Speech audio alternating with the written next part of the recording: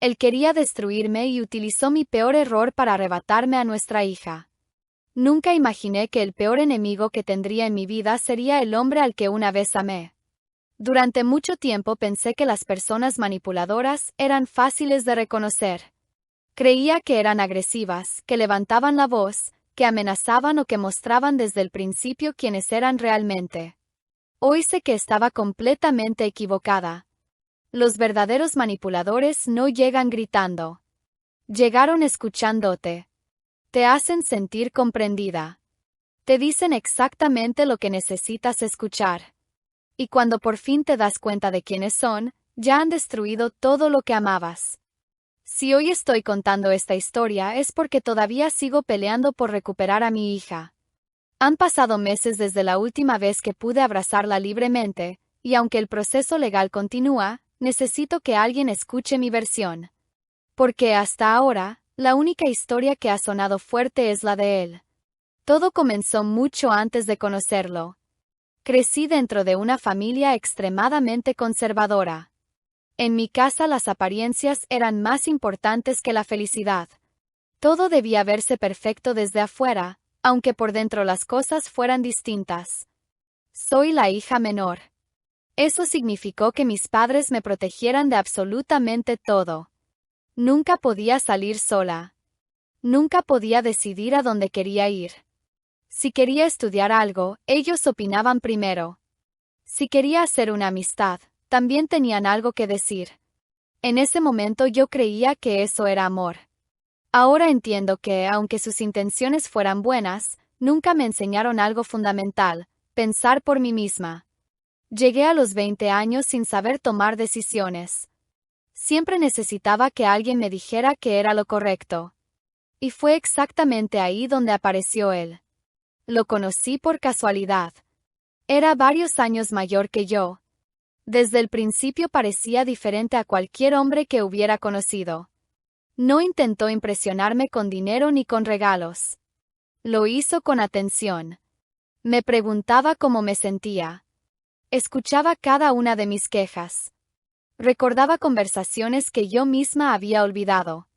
Cuando hablaba con él sentía que, por primera vez en mi vida, alguien realmente me veía. Hoy entiendo que todo eso era parte del plan. Porque un manipulador no empieza controlándote, empieza haciéndote sentir especial. Las primeras semanas fueron perfectas. Me decía que yo era inteligente. Que era mucho más madura que las personas de mi edad. Que mis padres no me dejaban crecer. Y poco a poco comenzó a sembrar pequeñas dudas. Me preguntaba si no me parecía raro que mi mamá quisiera decidir todo por mí. Al principio yo lo defendía. Le decía que mis papás solo se preocupaban por mí. Entonces él sonreía y cambiaba de tema. Nunca discutía. Nunca insistía. Solo dejaba la semilla plantada. Y esa semilla comenzó a crecer sola. Sin darme cuenta, empecé a cuestionar cosas que antes jamás había pensado. Cada regla de mi casa comenzó a parecerme un abuso. Cada consejo sonaba como una orden. Cada preocupación de mis padres empezó a sentirse como un intento por controlar mi vida. Lo peor es que yo estaba convencida de que todas esas ideas eran mías. No tenía idea de que alguien las estaba sembrando lentamente dentro de mi cabeza. Ese fue el principio de la peor pesadilla de mi vida. Aquella primera discusión con mis padres parecía una pelea cualquiera. Hoy sé que fue el momento en que él comprobó que podía controlar mi forma de pensar. Todo ocurrió por algo tan simple como una salida con él. Mi mamá me pidió que regresara temprano porque al día siguiente teníamos un compromiso familiar. Era una petición normal, de las muchas que había escuchado toda mi vida. Sin embargo, cuando se lo conté, él soltó una pequeña risa y negó con la cabeza. Me dijo que ni siquiera tenía que pedir permiso, que ya tenía 20 años y todavía decidían a qué hora debía regresar. No respondí. En el fondo sabía que mis padres siempre habían sido estrictos, pero nunca lo había visto como algo fuera de lo normal. Él no insistió. Simplemente me abrazó y me dijo que algún día iba a entender que ellos no querían que fuera feliz, que solo querían seguir controlándome. Aquella frase se quedó dando vueltas en mi cabeza durante días. Cada vez que mis papás me hacían una observación, yo recordaba sus palabras. Cada vez que me preguntaban dónde estaba, pensaba que querían vigilarme. Cada vez que me daban un consejo, sentía que intentaban decidir por mí. Sin darme cuenta, empecé a interpretar absolutamente todo desde la perspectiva que él había construido. Y eso apenas era el comienzo. Con el paso de los meses comenzó a alejarme de las personas que más me querían. Si salía con una amiga, me preguntaba por qué prefería verla a ella antes que estar con él. Si visitaba a mis abuelos, decía que seguramente iban a hablar mal de nuestra relación. Si pasaba tiempo con mis padres, al terminar me preguntaba exactamente qué me habían dicho. Al principio pensé que solo era un hombre inseguro. Incluso llegué a sentir ternura por sus celos. Me decía que tenía miedo de perderme porque me amaba demasiado. Y yo le creía. Cuando alguien me advertía que aquella actitud no era normal, automáticamente lo defendía. Decía que no lo conocían, que solo quería cuidarme y que todo lo hacía porque me amaba. Repetía esas frases una y otra vez, sin darme cuenta de que ya ni siquiera parecían mis propias palabras. Con el tiempo, dejó de criticar únicamente a mi familia. Comenzó a criticarme a mí. Si algo salía mal, la culpa siempre era mía. Si discutíamos, era porque yo no sabía comunicarme. Si él se molestaba, era porque yo lo había provocado. Poco a poco consiguió que pidiera perdón incluso cuando no entendía que había hecho mal. Mi autoestima desapareció sin que me diera cuenta. Vivía intentando demostrarle que era una buena novia, que podía hacerlo feliz, que no iba a abandonarlo. Y mientras más intentaba complacerlo, más cosas encontraba él para reprocharme. Las discusiones dejaron de ser ocasionales. Se volvieron parte de nuestra rutina. Podíamos pelear por la ropa que usaba, por contestar tarde un mensaje, por sonreír al saludar a un compañero, por cualquier cosa. Lo más extraño era que, después de hacerme llorar durante horas, llegaba con flores, me abrazaba y me pedía perdón. Lloraba conmigo. Me decía que reaccionaba así porque tenía miedo de perder al amor de su vida. Entonces yo terminaba consolándolo a él. Hoy parece absurdo, pero cuando estás atrapada en una relación así, tu realidad cambia por completo. Ya no sabes distinguir quién tiene la razón. Empiezas a desconfiar de ti misma. Y dependes tanto de la aprobación de la otra persona que haces cualquier cosa para evitar una nueva discusión. Fue exactamente en ese punto cuando comenzó a enfrentarme directamente contra mis padres.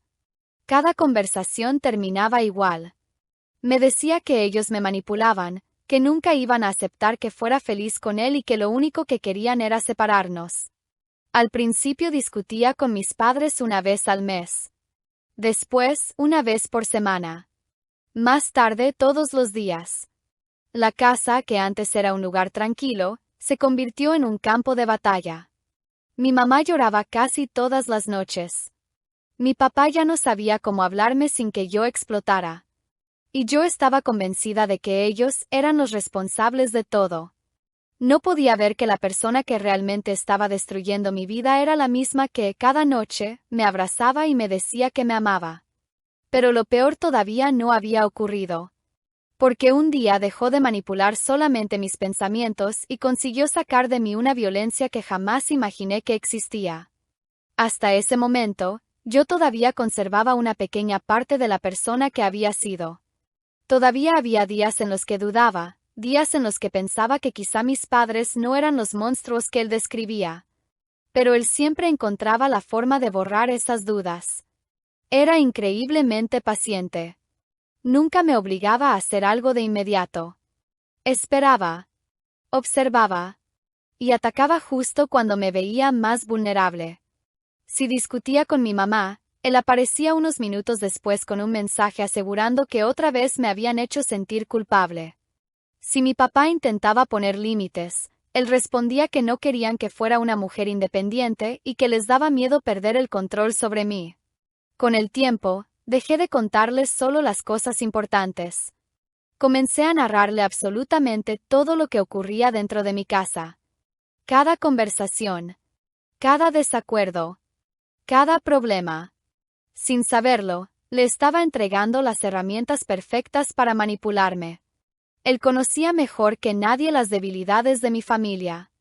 Sabía exactamente qué decir para que una simple diferencia de opiniones terminara convirtiéndose en una guerra. Y yo caía una y otra vez. Las discusiones comenzaron a ser cada vez más intensas. Ya no levantaba únicamente la voz. Contestaba con insultos. Golpeaba puertas. Arrojaba objetos contra el piso. Después lloraba desconsoladamente, convencida de que todos estaban en mi contra. Mis padres no entendían qué estaba pasando conmigo. Más de una vez escuché a mi mamá llorando en su habitación. Le decía a mi papá que sentía que estaba perdiendo a su hija. Y era verdad. La estaba perdiendo.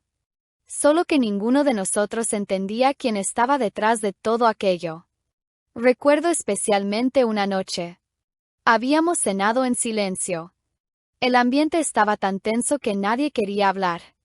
Mi papá solo me preguntó si realmente estaba segura de la relación que tenía. Fue una pregunta tranquila, sin gritos, sin amenazas. Pero yo reaccioné como si me hubiera insultado. Comencé a reclamarle cosas que ni siquiera habían ocurrido. Le repetía frases que ahora lo sé ni siquiera eran mías. Les gritaba que nunca me habían querido, que toda mi vida me habían controlado y que lo único que querían era verme infeliz. Mientras gritaba, podía ver la expresión de mis padres. No era enojo. Era tristeza. Una tristeza tan profunda que todavía hoy me duele recordarla. Mi mamá intentó acercarse para calmarme. Me tomó del brazo con suavidad. Y fue entonces cuando ocurrió algo que jamás pensé que sería capaz de hacer. La empujé con tanta fuerza que perdió el equilibrio. Mi papá corrió para ayudarla. Intentó detenerme antes de que siguiera gritando. Y, completamente fuera de mí, le lancé el primer golpe. Después vino otro. Y otro más. No recuerdo exactamente cuánto duró. Solo recuerdo los gritos, los llantos, las cosas cayendo al suelo y la mirada de horror de mis propios padres. Cuando recuperé un poco la calma, vi a mi mamá abrazando a mi papá. Los dos estaban llorando. Yo también. Pero, en lugar de sentir vergüenza, sentía rabia. Una rabia que no sabía explicar. Salí de la casa y lo llamé inmediatamente a él. Ni siquiera preguntó qué había pasado. Solo dijo que sabía que algún día iban a obligarme a defenderme. En ese momento esas palabras me dieron tranquilidad. Hoy me provocan escalofríos. Porque ni siquiera se sorprendió. Era como si hubiera estado esperando exactamente ese momento, como si todo hubiera salido tal y como él lo había planeado. Aquella noche no dormí en mi casa. Me quedé con él. Y durante horas me repitió que yo era la verdadera víctima, que mis padres habían provocado todo y que ellos querían hacerme sentir culpable para seguir manipulándome. Cuando regresé al día siguiente, encontré a mis padres completamente destrozados. Pensé que iban a echarme de la casa, que iban a denunciarme, que nunca volverían a hablarme. Pero ocurrió todo lo contrario. Mi mamá fue la primera en acercarse. Me abrazó. Las dos lloramos durante varios minutos. Y con una voz que apenas podía sostenerse, mi papá me dijo que ellos sabían que esa no era yo, y que necesitaban ayudarme antes de que fuera demasiado tarde. Aquellas palabras rompieron algo dentro de mí. Por primera vez en muchos meses sentí miedo. No miedo de mis padres, miedo de mí misma. Acepté acudir a un psicólogo. Después me canalizaron con un psiquiatra. Comencé un tratamiento para estabilizar mis emociones mientras intentaban entender por qué mis cambios de conducta habían sido tan extremos. Durante un tiempo empecé a mejorar. Las explosiones de ira disminuyeron. Volví a hablar con mis padres sin terminar en una discusión. Incluso empecé a preguntarme si, tal vez, él había influido demasiado en mi manera de pensar.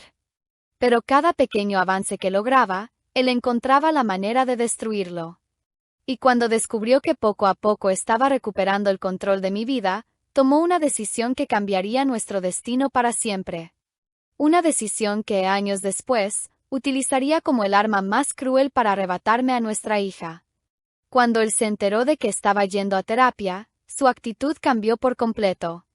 Hasta ese momento siempre había dicho que quería verme feliz, tranquila y libre de todo el sufrimiento que según él mi familia me provocaba. Pero, curiosamente, el día que empecé a mejorar, dejó de alegrarse por mí. Comenzó a hacer comentarios que en ese momento parecían inofensivos. Me advertía que tuviera cuidado con esos psicólogos, que siempre terminaban poniéndose del lado de los padres y que lo único que querían era convencerte de que estabas loca. Al principio no le di importancia. Sin embargo, cada vez que salía de una consulta y me sentía un poco mejor, él encontraba la forma de hacerme dudar otra vez. Me preguntaba si de verdad les había contado todo, si seguro ya habían hablado con mis papás o que no me sorprendiera si un día intentaban internarte. Aquellas ideas comenzaron a perseguirme incluso dentro del consultorio. Había sesiones en las que quería hablar, pero terminaba callándome por miedo a que él tuviera razón. Aún así, poco a poco empecé a recuperar algo que había perdido hacía mucho tiempo, mi capacidad de cuestionar las cosas. Empecé a notar detalles que antes ignoraba. Si no respondía a un mensaje durante 10 minutos, él me llamaba 5 o 6 veces seguidas. Si salía del trabajo un poco más tarde, quería una explicación completa de cada minuto. Si sonaba mi teléfono, preguntaba inmediatamente quién era. Antes confundía todo eso con amor. Ahora empezaba a parecerme asfixiante. Cuando intentaba poner un límite, él se transformaba. No gritaba. No insultaba. Hacía algo mucho peor, se convertía en la víctima. Me decía que estaba cambiando, que ya no era la mujer de la que se había enamorado y que mi familia y los médicos estaban destruyendo nuestra relación. Y, como siempre, terminaba sintiéndome culpable. Entonces ocurrió algo que jamás habíamos planeado. Descubrí que estaba embarazada. Recuerdo perfectamente el momento en que vi el resultado positivo. Me quedé inmóvil. Sentí miedo, pero también una ilusión enorme. Pensé que quizá ese bebé sería una oportunidad para empezar de nuevo. Imaginé que él se emocionaría, que dejaríamos atrás tantas discusiones y que formaríamos una familia. Qué equivocada estaba. Cuando se lo conté, no sonrió. No me abrazó. No me preguntó cómo me sentía. Lo único que dijo fue que no podíamos tener ese hijo. Pensé que hablaba por el miedo. Le dije que encontraríamos la manera, que podríamos salir adelante. Entonces cambió el tono de su voz y me dijo que no me estaba preguntando, que me estaba diciendo que no podía tenerlo. Durante los días siguientes insistió una y otra vez. Me llevaba información sobre clínicas. Me decía que todavía estaba a tiempo, que un bebé arruinaría nuestras vidas y que nadie tenía por qué enterarse. Cuando veía que yo dudaba, cambiaba completamente de estrategia. Me abrazaba. Lloraba. Decía que solo quería protegerme, que todavía era muy joven para ser madre y que después tendríamos todos los hijos que quisiera, que solo había que deshacernos de ese primero. Nunca imaginé escuchar esas palabras de la persona que decía amarme. Hubo momentos en los que llegué a creerle. La presión era tan constante que terminé desesperándome. No sabía qué hacer. No quería decepcionarlo, pero tampoco quería perder a mi bebé. En medio de esa confusión tomé decisiones de las que todavía me avergüenzo. Intenté provocar un aborto por mi cuenta. No quiero entrar en detalles porque aún hoy me cuesta hablar de ello.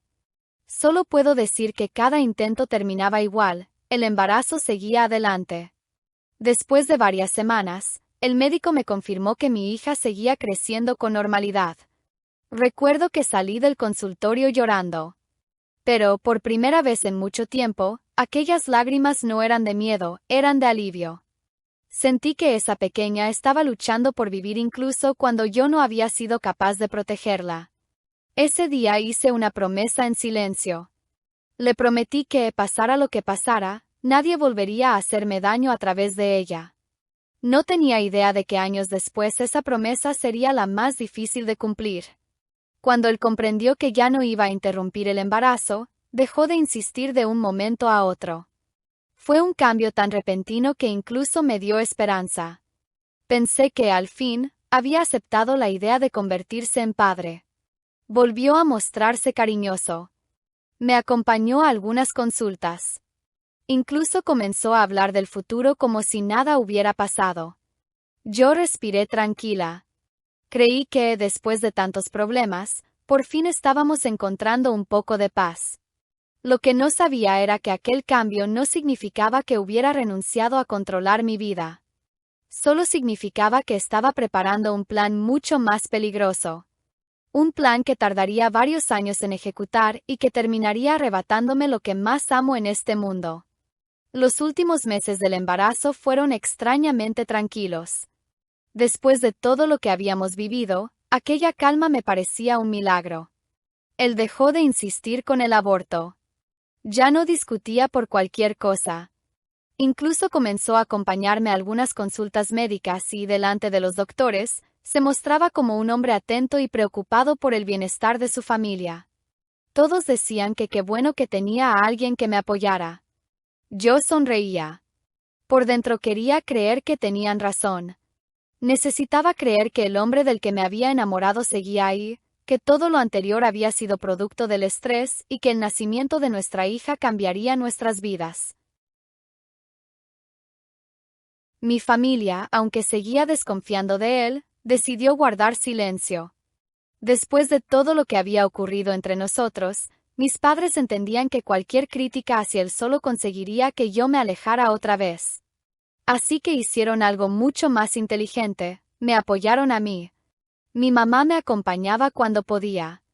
Mi papá empezó a ayudarme con los preparativos para la llegada de la bebé. Nunca volvieron a sacar el tema de las agresiones. Jamás me reprocharon lo que había pasado. Y eso hacía que el peso de la culpa fuera todavía más difícil de soportar. Cada vez que veía a mi mamá doblando la ropita de la bebé o a mi papá armando la cuna con una sonrisa, recordaba todo el daño que les había causado. Muchas noches lloraba en silencio. Ellos nunca me preguntaban por qué. Simplemente me abrazaban. Con el tiempo comprendí que el perdón de unos padres puede ser mucho más grande que cualquier error de un hijo. Finalmente llegó el día del parto. Después de horas de dolor, escuché el llanto de mi hija por primera vez. No existen palabras para describir ese momento. Fue como si el mundo entero se detuviera. La tomé entre mis brazos y sentí que, por primera vez en muchos años, tenía un motivo real para luchar. Le prometí que haría todo lo posible para darle la infancia feliz que yo nunca había tenido. Mientras lloraba de emoción, levanté la mirada buscando a su padre. Él también lloraba. Sonreía. Besaba a la niña. Le decía lo hermosa que era.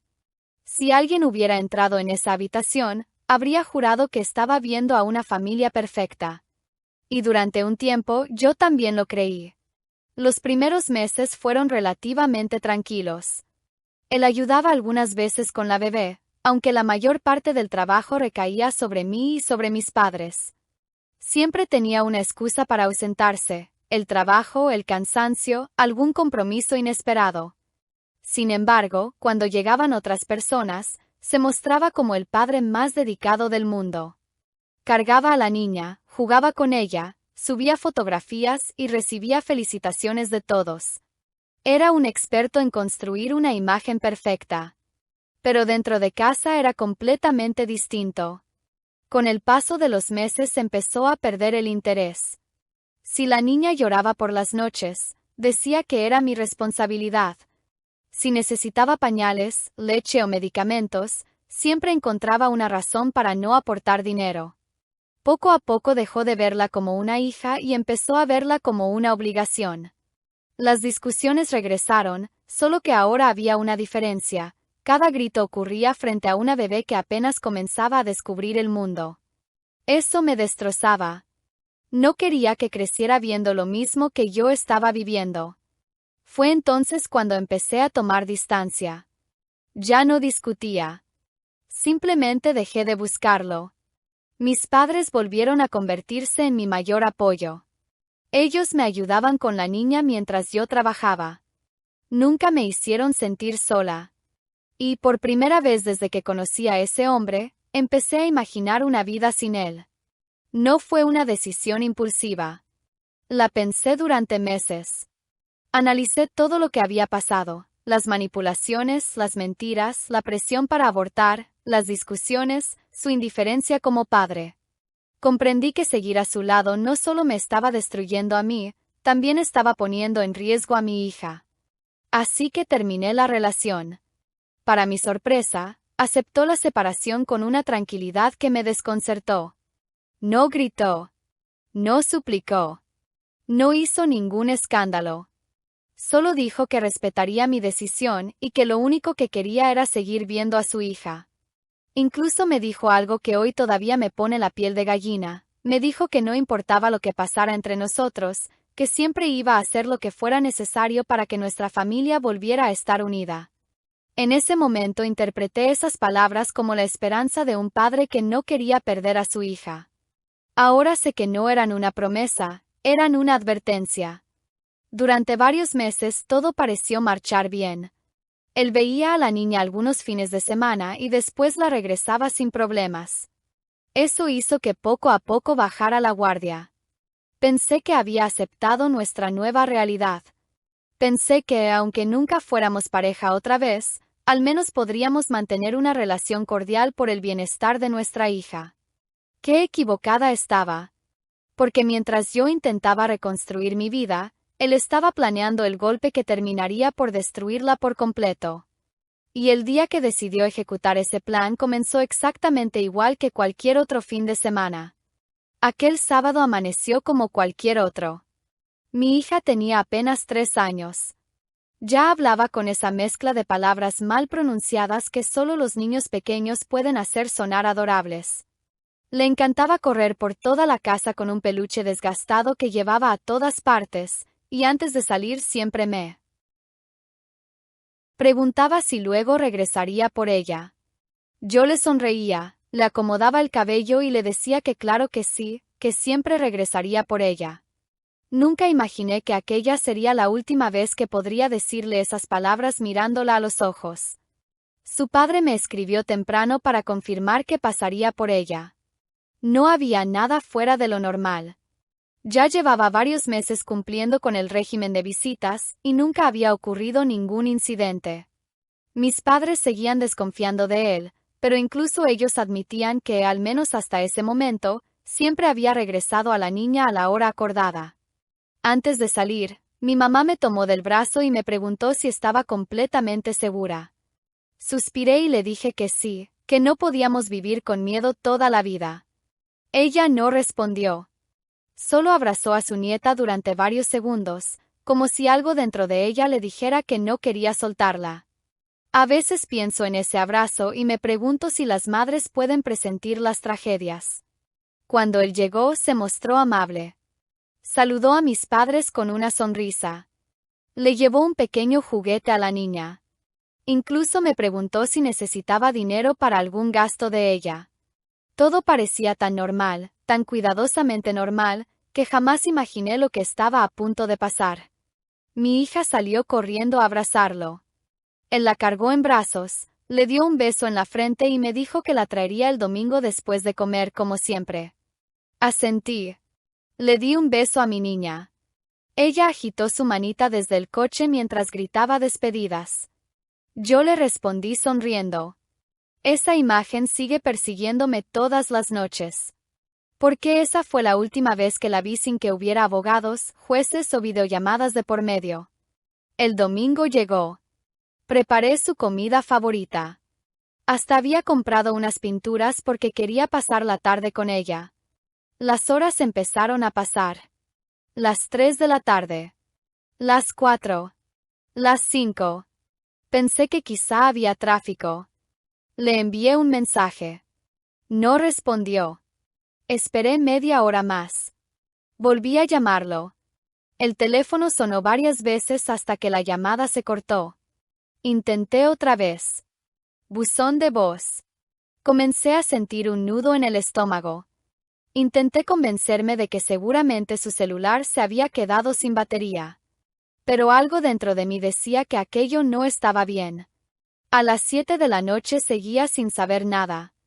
Mi mamá ya caminaba de un lado a otro de la sala. Mi papá tomó su teléfono y empezó a llamar también. Nadie contestaba. Las horas se hicieron eternas. A las 10 de la noche recibí un mensaje. Solo decía, no la voy a regresar. Sentí que el mundo se detenía. Pensé que era una broma de muy mal gusto. Le marqué inmediatamente. Esta vez sí respondió. Su voz era increíblemente tranquila, como si estuviera hablando del clima. Me dijo que la niña estaba bien. Le exigí entre gritos que me la regresara en ese instante. Hubo unos segundos de silencio y después respondió con una frialdad que jamás olvidaré. Me dijo que ya no iba a vivir conmigo. Sentí que me faltaba el aire. Comencé a llorar, a suplicarle, a repetirle que no jugara con algo así, que nuestra hija necesitaba a su mamá. Él permanecía completamente sereno y me dijo que no la estaba alejando de su madre, sino de una persona inestable. Esas palabras me dejaron paralizada. No entendía de qué estaba hablando. Hasta que añadió una frase que hizo que un escalofrío recorriera todo mi cuerpo. Me dijo que muy pronto un juez decidiría con quién debía quedarse, y que tenía todo para demostrar que yo no era una madre apta. La llamada terminó. Intenté volver a marcar, pero ya me había bloqueado. Aquella noche nadie durmió en mi casa. Fuimos a buscarla desesperadamente. Llamamos a familiares. Recorrimos lugares donde pensamos que podía estar.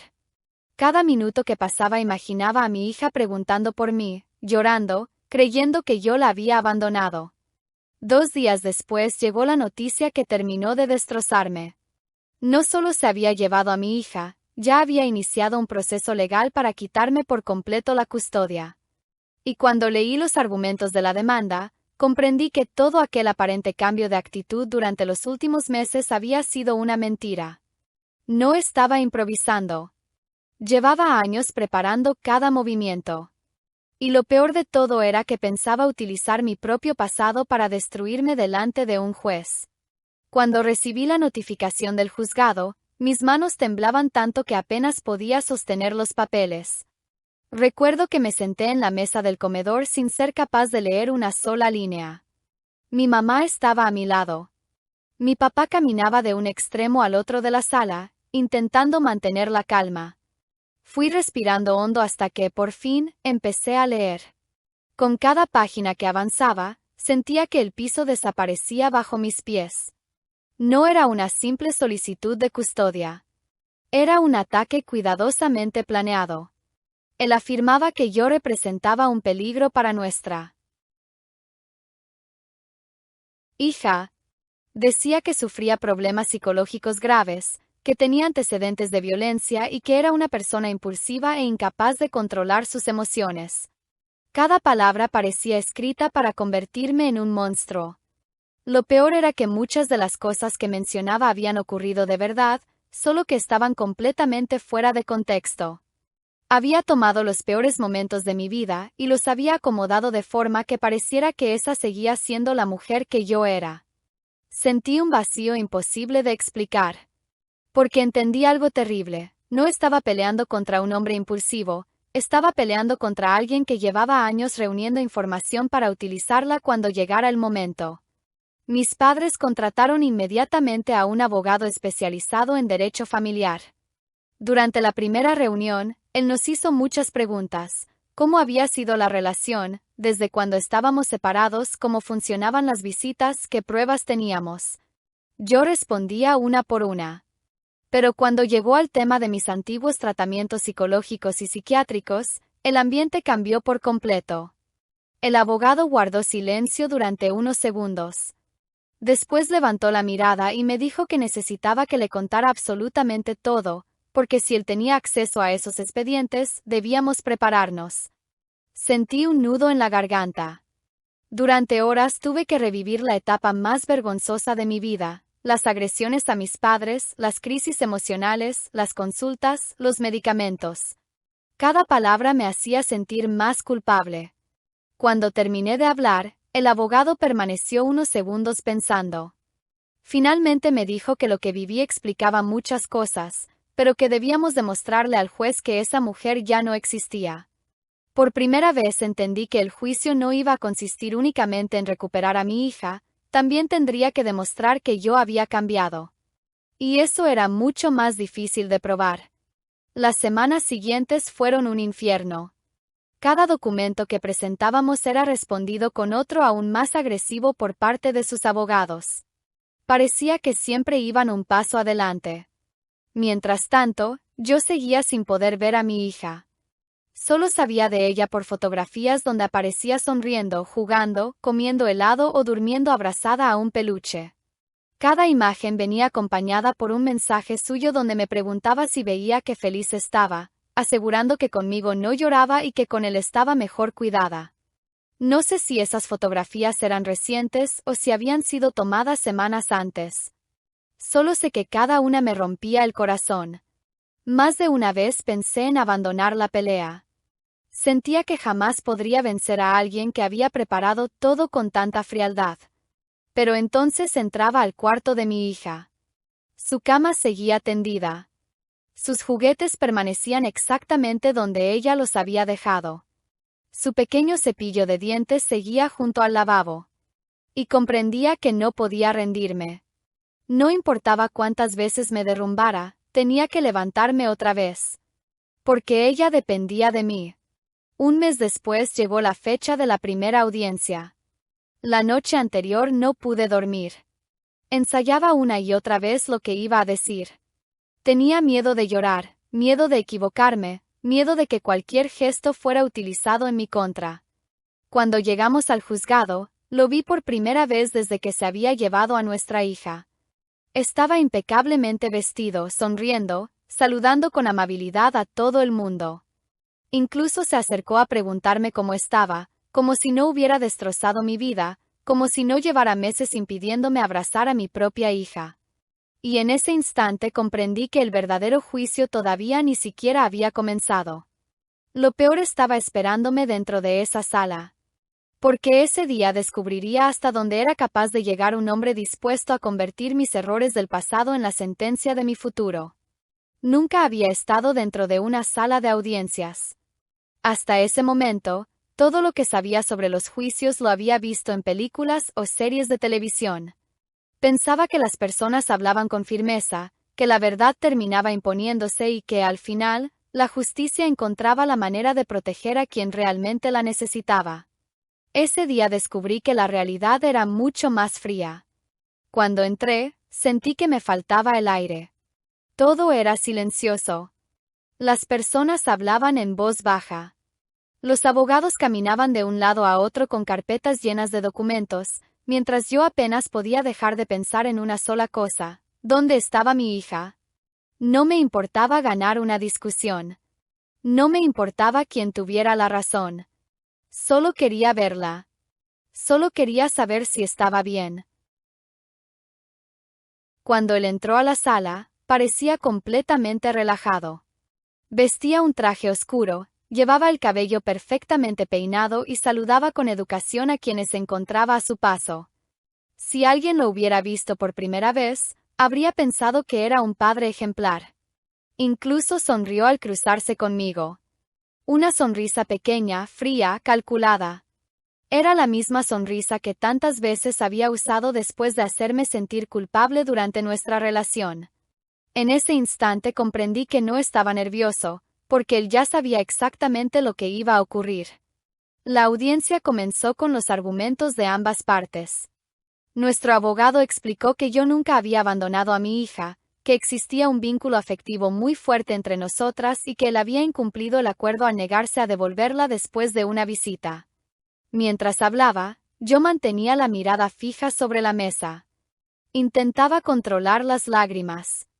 Me repetía una y otra vez que debía mantener la calma, que cualquier reacción exagerada podía perjudicarme. Después llegó el turno de la otra parte. Y fue entonces cuando empezó la pesadilla. El abogado de mi expareja se levantó con una tranquilidad escalofriante. No levantó la voz. No hizo acusaciones dramáticas. Simplemente comenzó a colocar documentos sobre la mesa, uno tras otro, como si llevara años esperando ese momento. El primero era un informe psicológico. El segundo, un expediente psiquiátrico.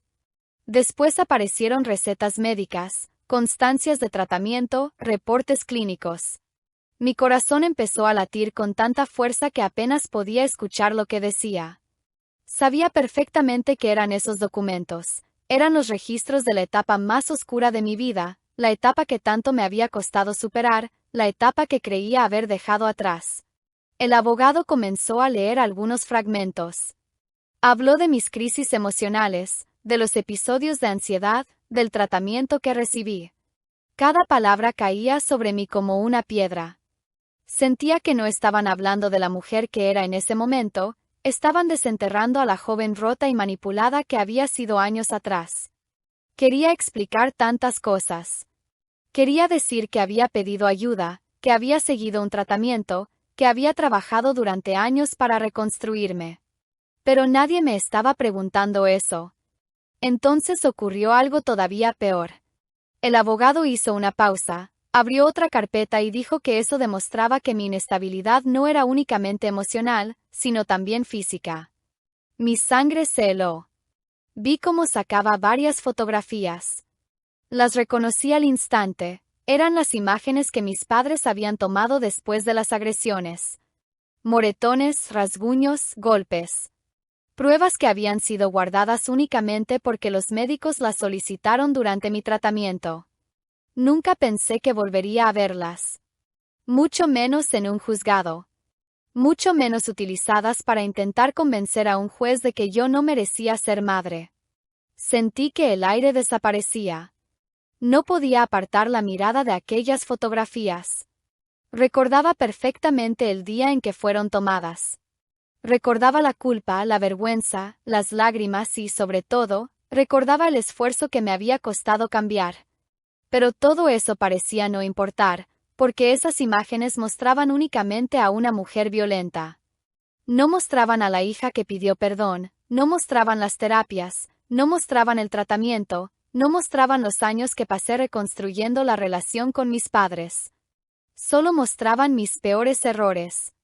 Y el hombre que había provocado gran parte de aquel desastre permanecía sentado a unos metros de mí, observándolo todo con absoluta tranquilidad. Fue en ese momento cuando entendí el verdadero alcance de su plan. No quería demostrar que era un mejor padre, quería convencer al juez de que yo era un peligro. Y estaba utilizando las heridas más profundas de mi pasado para conseguirlo. Lo que aún no sabía era que todavía guardaba una prueba más. Una prueba que terminaría de romperme por dentro y que cambiaría por completo el rumbo de aquella audiencia. Mientras aquellas fotografías seguían sobre la mesa, sentía que todo el esfuerzo de los últimos años se desmoronaba frente a mis ojos. No podía dejar de mirarlas. Era como si alguien hubiera abierto la puerta de la peor etapa de mi vida y me obligara a revivirla delante de un juez, de los abogados y de personas que no conocían absolutamente nada de mi historia. Lo único que veían era a una mujer que había golpeado a sus propios padres.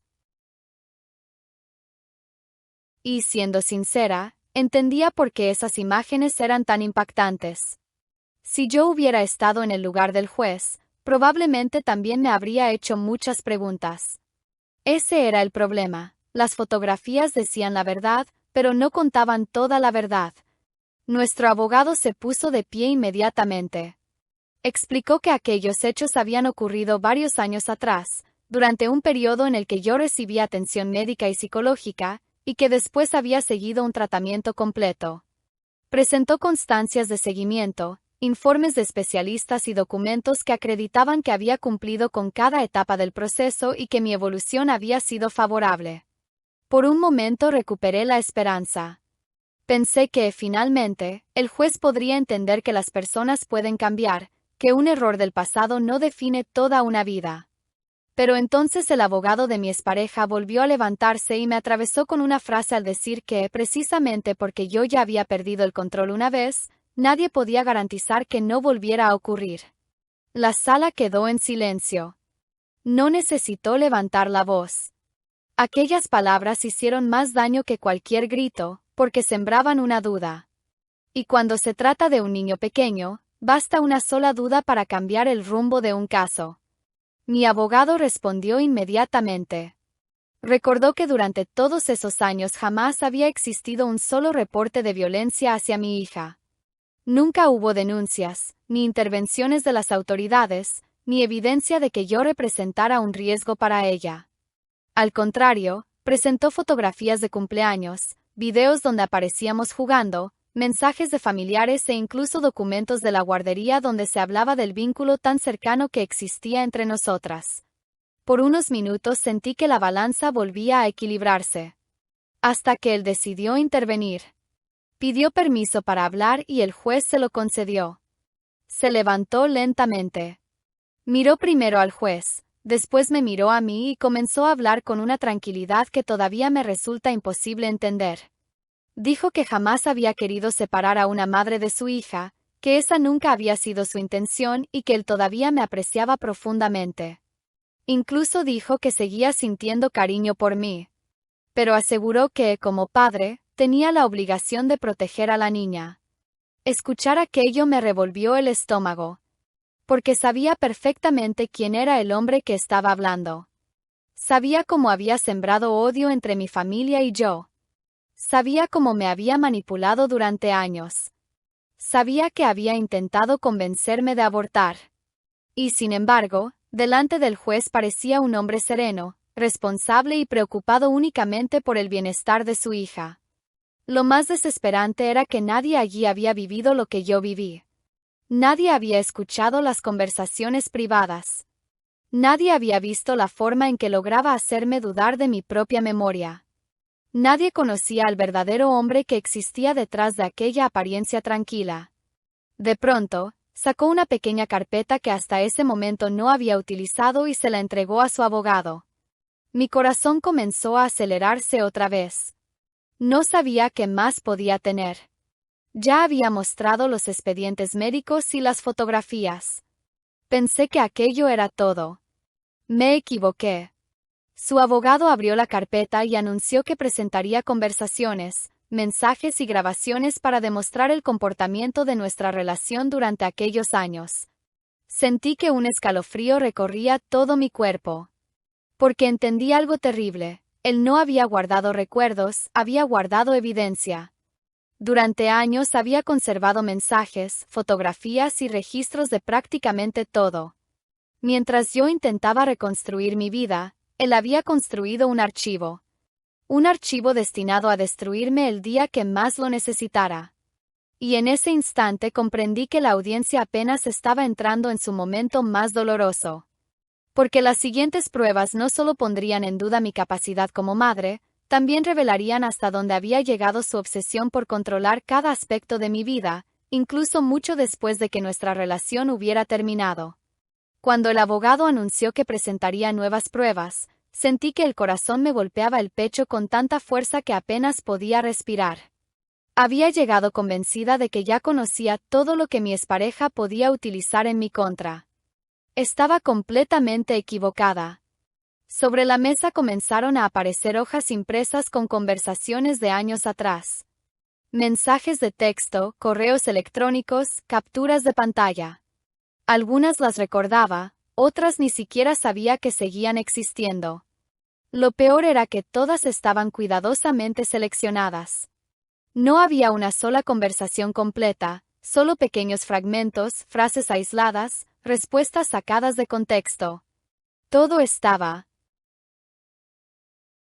organizado para construir una sola imagen de mí, la de una mujer impulsiva, inestable y emocionalmente peligrosa. En una de las conversaciones aparecía escribiéndole entre lágrimas después de una fuerte discusión.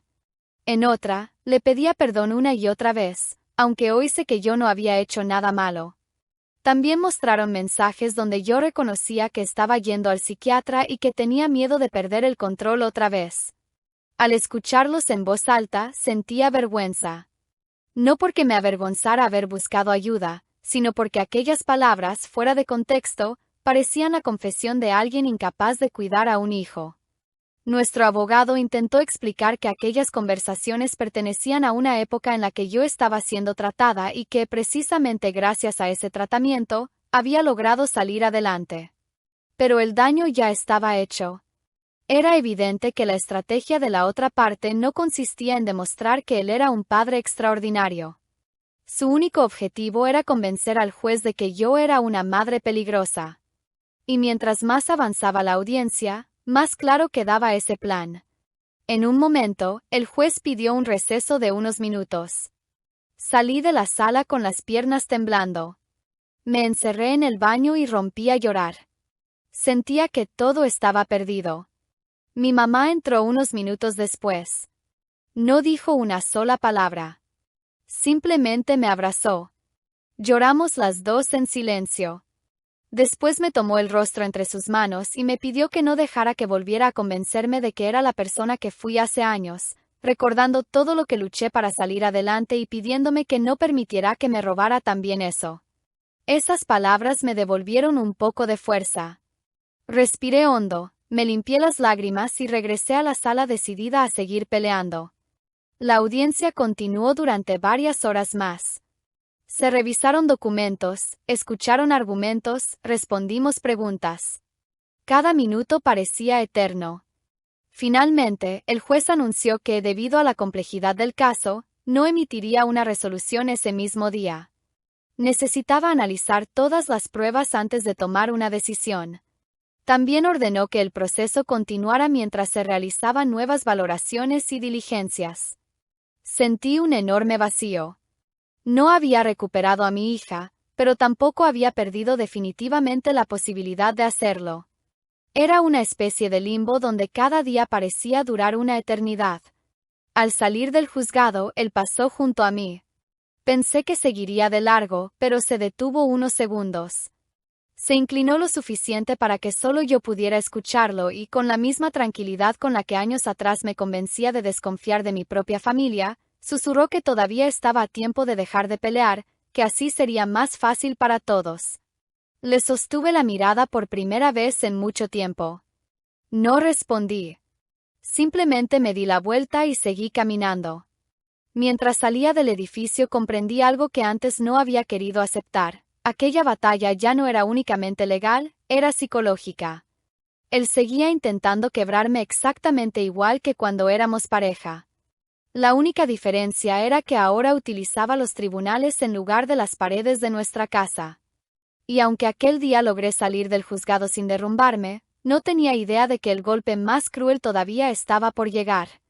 Porque, a partir de ese momento, la única forma que tendría de ver a mi hija sería bajo las condiciones que él mismo impondría.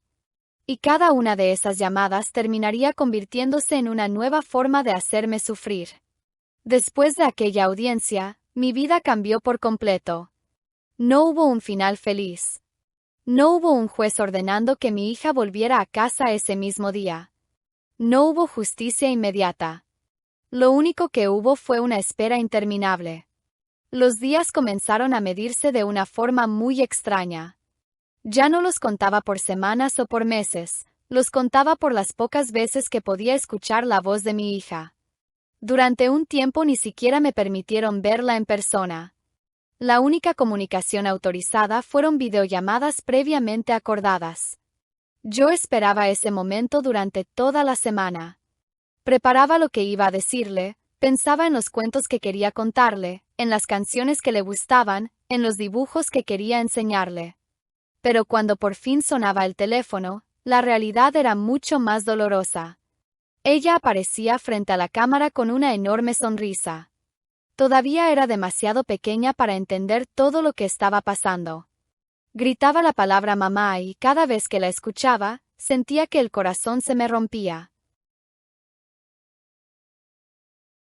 Intentaba sonreír para que no me viera llorar. Le preguntaba cómo estaba, qué había comido, si seguía durmiendo con el mismo peluche.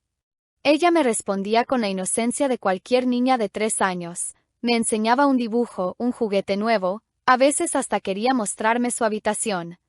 Pero casi siempre ocurría lo mismo. De pronto escuchaba la voz de su papá detrás de la cámara diciendo que ya era suficiente, o simplemente la llamada terminaba. Sin despedidas, sin un te quiero. La pantalla se quedaba negra, y yo me quedaba abrazando el teléfono como si todavía pudiera sentirla del otro lado. Nunca me acostumbré a ese silencio. Lo peor era que, después de cada videollamada, comenzaban las llamadas de él. Al principio pensé que serían para hablar del juicio o de nuestra hija, pero no. Siempre terminaban siendo exactamente iguales. Su voz sonaba tranquila, serena, como si nada de todo aquello estuviera ocurriendo. Me preguntaba cómo la había visto y presumía que estaba muy bien con él y que no tenía de qué preocuparme. A veces guardaba silencio unos segundos y después decía la frase que más miedo me daba escuchar, me decía que todavía me amaba. Cada vez que pronunciaba esas palabras sentía un escalofrío, porque comprendía que en su mente todo aquello tenía sentido. Él no creía estar haciéndome daño, estaba convencido de que estaba luchando por recuperar a su familia. Más de una vez añadió que, si dejaba de pelear con él, podríamos volver a ser una familia. Era como si utilizara a nuestra hija como una moneda de cambio, como si esperara que, por desesperación, yo aceptara regresar con él para poder abrazarla otra vez. Pero eso nunca iba a ocurrir. No podía permitir que mi hija creciera creyendo que el amor consiste en controlar, manipular o destruir a otra persona. Aunque esa decisión me estuviera costando el dolor más grande de mi vida. El juicio sigue abierto. Todavía no existe una sentencia definitiva. Sigo asistiendo a audiencias, sigo entregando documentos y sigo demostrando, una y otra vez, que la mujer que aparece en aquellos expedientes médicos ya no existe. He aprendido que buscar ayuda psicológica no debería ser motivo de vergüenza. Tampoco debería convertirse en un arma para separar a una madre de su hija. Sí, cometí errores muy graves. Lastimé a las personas que más me amaban y cargaré con esa culpa toda mi vida. Pero también tuve el valor de reconocerlos, de pedir perdón, de aceptar un tratamiento y de reconstruirme. Lo que nunca imaginé fue que el hombre que provocó gran parte de aquel caos esperaría pacientemente el momento perfecto para utilizar mi pasado en mi contra. Las personas manipuladoras no siempre destruyen a sus víctimas con golpes. Algunas lo hacen lentamente, te convencen de que nadie más te quiere, te aíslan de quienes intentan ayudarte, te hacen dudar de tu propia memoria y cuando finalmente consigues escapar, utilizan todas las heridas que ellos mismos ayudaron a crear para terminar de destruirte. Hoy sigo luchando. No sé cuál será la decisión final del juez.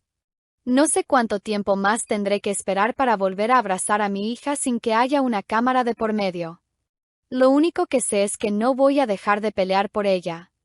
Porque ningún expediente, ninguna fotografía y ningún error de mi pasado puede cambiar el inmenso amor que siento por mi hija. Tengo la esperanza de que, cuando ella sea lo suficientemente grande para hacer preguntas, también sea lo suficientemente grande para conocer toda la verdad.